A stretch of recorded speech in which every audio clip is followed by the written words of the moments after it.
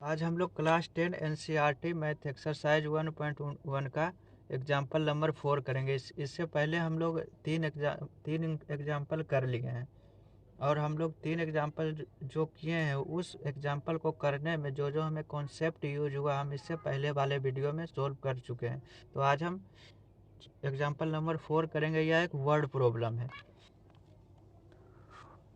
जिसे देखिए example number 4 क्या दिया हुआ है। A sweet seller has 420 Kaju burfis and 130 Badam burfi. She wants to stack them in such a way that each stack has the same number.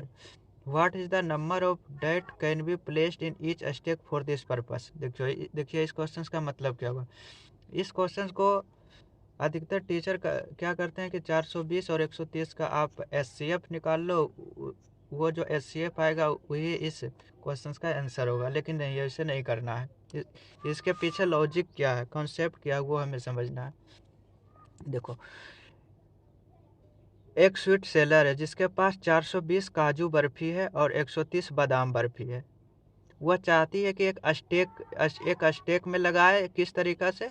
जिसमें कि प्रत्येक स्टेक में सेम नंबर हो, यानी सेम नंबर ऑफ काजू बर्फी हो और same number of बादाम बर्फी हो। ये क्वेश्चंस में थोड़ा प्रॉब्लम था। देखिए फिर से एक बार पढ़ते हैं। ए स्वीट सेलर हैज 420 काजू बर्फी एंड 130 बादाम बर्फी। एक स्वीट सेलर है, उसके पास 420 काजू बर्फी है और 130 बादाम बर्फी है।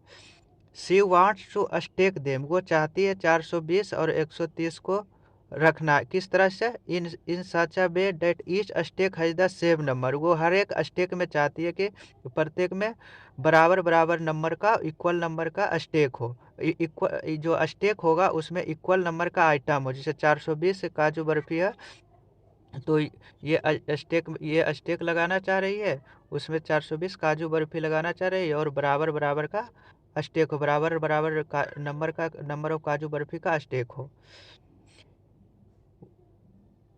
Same number. They take up the least area of tray. मान लेते हैं ये ट्रे है, एक ट्रे है। इस ट्रे में ये काजू बर्फी लगाना चाह रही है। ये स्टेक है। ये प्रत्येक स्टेक में कह रहे हैं कि सेम नंबर ऑफ काजू बर्फी रहना चाहिए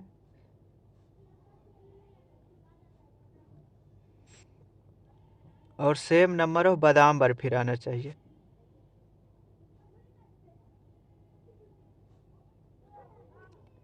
काजू बर्फी को के से और बादाम बर्फी को हम लोग बी से डिनोट किए हैं। ठीक। That each stake has the same number. ये जो स्टेक है इसमें सेम नंबर ऑफ काजू बर्फी और सेम नंबर ऑफ बादाम बर्फी रहना चाहिए। They take up the least area of tray. ये चाह रहा है कि हम लोग ये इस जो ट्रे है, इस ट्रे में जो कम से कम एरिया ले। तो कम से कम एरिया ले मतलब कम से कम स्थान घेरे। कम से कम स्थान घेरने का मतलब ये पूरी तरह से ये भरी होगी ट्रे, तभी तो ये कम से कम एरिया लेगी। ये मान लेते हैं ये पूरी तरह से भरी हुई है। आप यहाँ भर देना। तो ये मान लेते हैं हम ईच स्टेक, ये जो एक स्टेक, दो स्टेक, तीन स्टेक, इसी तरह का जिससे जो आगे स्टेक आएगा। यहाँ भी देखिए एक स्टेक, दो स्टेक, तीन स्टेक, चार स्टेक, बादाम बर्फी के इस तरह आगे भी स्टेक लगा हुआ रहेगा। मान लेते हैं ये जो स्टेक में 1 2 3 4 ये जो नंबर है वो एक्स नंबर ऑफ काजू barfi and x number of बादाम बर्फी है। और ये जो हॉरिजेंटल ये जो नीचे आएगा, जैसे 1 2 3 स्टेक है, इसी तरह से आगे भी स्टेक आएगा। तो हम मान लेते हैं ये काजू बर्फी का y number of stack horizontally है और ये जो बादाम बर्फी का वर्टिकली एक्स नंबर ऑफ बादाम होगा एक स्टेक में। और इस हॉरिजेंटली मान लेते हैं जेड नंबर ऑफ ये स्टेक होगा। ठीक, बादाम बर्फी का। तो हम 420 काजू बर्फी को क्या लिख सकते हैं? 420 को क्या लिख सकते हैं? एक्स गुना वाई। और 130 बादाम बर्फी को क्या लिखेंगे? 130 equal to x into z. जैसे देखिए, कोई कह रहा हमारे पास 12 काजू बर्फी हो, 12 काजू बर्फी है, 12 काजू बर्फी है। 12 काजू बर्फी को 420 बादाम बर्फी को क्या लिखेंगे? 420 इंटू 12 इंटू जेड। जैसे देखिए, कोई कह रहा हमारे पास 12 काजू बर्फी हो, 12 काजू बर्फी है, 12 काजू बर्फी को क्या लिखेंगे? 420 इंटू 12 इंटू जेड। जैसे देखिए, चार, प्रत्येक स्टेक में चार चार काजू बर्फी है, तो 1 2 3 4, चार काजू बर्फी है, तो इस तरह का कितना स्टेक लगेगा? 4 तिया 12। देखो ये 4 काजू बर्फी है इंटू 3 स्टेक, तो 4 गुना 3 4 तिया 12 स्टेक। उसी तरह 420 को क्या लिखेंगे? एक्स नंबर ऑफ काजू बर्फी इंटू वाई स्टेक, तो एक्स गुना वाई। 130 को क्या लिखेंगे? 130 बादाम बर्फी को क्या लिखेंगे? एक्स नंबर ऑफ बादाम बर्फी इन ईच स्टेक, तो एक्स इंटू जेड। ये 130 का वैल्यू आ गया, एक्स इंटू जेड। और हमें कह रहा है कि ये प्रत्येक स्टेक में नंबर ऑफ काजू बर्फी और नंबर ऑफ बादाम बर्फी निकालो। और ये जो नंबर ऑफ काजू बर्फी और नंबर ऑफ बादाम बर्फी तो बराबर है, इक्वल है प्रत्येक स्टेक में। तो हम क्या लिखेंगे? हमें निकालना क्या है? हमें ये एक्स का वैल्यू निकालना है। क्यों? क्योंकि ये प्रत्येक स्टेक में एक्स नंबर ऑफ काजू बर्फी है और एक्स नंबर ऑफ बादाम बर्फी है। तो तो दोनों में कॉमन क्या है? एक्स है, तो हमें ये कॉमन पार्ट को निकालना है, हमें ये एक्स को निकालना है। तो एक्स को निकालने के लिए हम क्या करेंगे? HCF ऑफ 420 और 130 निकालेंगे। ये HCF ऑफ 420 और 130 हमने क्यों बोला? क्योंकि हम लोग जानते हैं कि HCF बराबर क्या होता है? Highest common factor. HCF का मतलब क्या होता है? Highest common factor. यानी ये इस दो नंबर जो दिया हुआ 420 और 130, 420 और 130 में हाईएस्ट कॉमन फैक्टर क्या है? एक्स। एक्स, ये एक्स ही हाईएस्ट कॉमन फैक्टर है, क्योंकि यहाँ वाई, अगर यहाँ वाई रहता तो हम वाई को भी कॉमन फैक्टर लेते हैं। यहाँ जेड है, अगर यहाँ भी जेड रहता, 130 में जेड है, अगर 120 में भी जेड रहता तो हम लोग जेड को भी हाईएस्ट कॉमन फैक्टर में लेते यहाँ। लेकिन यहाँ क्या है? यहाँ सिर्फ एक्स ही को दोनों में कॉमन है। तो हम लोग क्या लिए? हम लोग को क्या निकालना होगा? एक्स नंबर, ये एक्स का वैल्यू निकालना है। तो ये एक्स क्या होगा? HCF ऑफ 420 इंटू 130 बराबर क्या है? ये एक्स जो होगा HCF ऑफ 420 और 130 का होगा।